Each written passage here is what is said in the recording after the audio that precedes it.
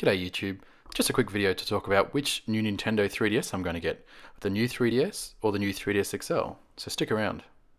So as some of you may know, Australia is actually getting the new 3DS this year, and in November 21 to be exact, so I'm pretty excited about that.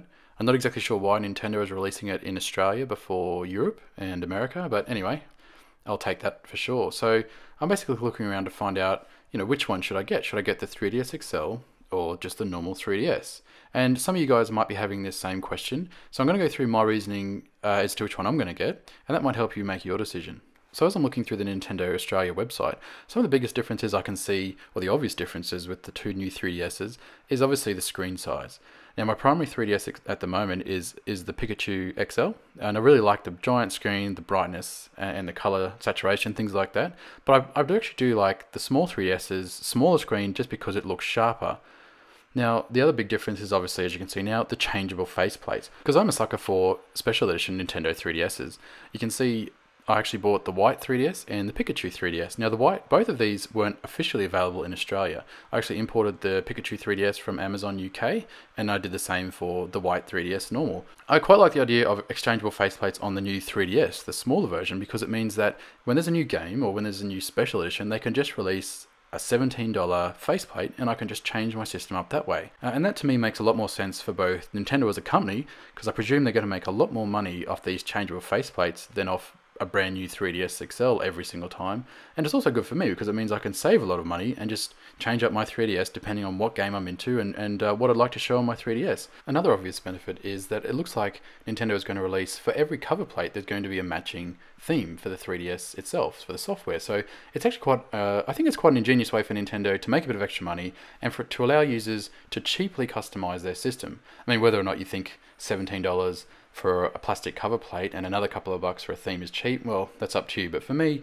it's a lot cheaper than buying several 3DS XLs, which you don't really need. While I'm actually talking about this, in the background on the 3DS, you can see I'm showing off my puzzle swap progress.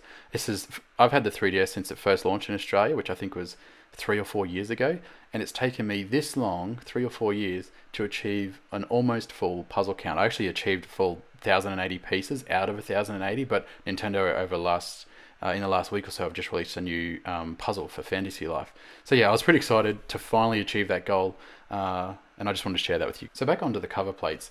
I'm actually looking through the entire lot of 20 original cover plates coming out for 3DS, and to be perfectly honest, not really any of them really appeal to me that much. So I'm really hoping at the end of this year and going to next year, we're going to see some Pokemon exclusive cover plates and some Zelda exclusive cover plates. I'm sure they're coming because they're just going to be money makers for Nintendo. So I'm really looking forward to, in particular, a Pokemon one to go with the new Pokemon games in November this year as well.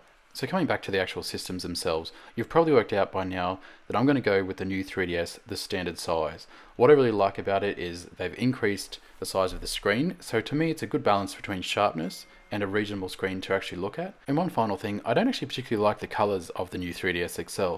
The metallic blue and the metallic black to me are just quite plain, and this would be really frustrating for me to run out and buy one of these brand new 3DS XLs and then only to find there's a special edition Smash Brothers or Pokemon console that was released 3 months later. And that's how I've made my decision, because I really like to have a unique 3DS, and I can do that with the new 3DS by changing the cover plates and the theme, but with the actual new 3DS XL, if I buy one at launch, it means that there's no way to customize it, and I'd be inevitably buying a special edition one in a couple of months when it's released. So anyway guys, that's my thoughts on the new 3DS and the new 3DS XL. I'm pretty pumped to get it here in Australia first. It's really unusual for Australia to get anything before America or Europe. So yeah, when it actually comes out, I'll do a couple of comparison videos, a bit of an unboxing if anyone's interested, and show you guys what I think of the new 3DS XL. Anyway guys, that's it for now. If you have any questions, leave them in the comments. I'm going to start getting back a bit more into this YouTube thing and replying to you guys. I'm also on Twitter now, so I'll put up my Twitter handle if anyone wants to talk to me there. In any case, thanks for watching, and bye for now.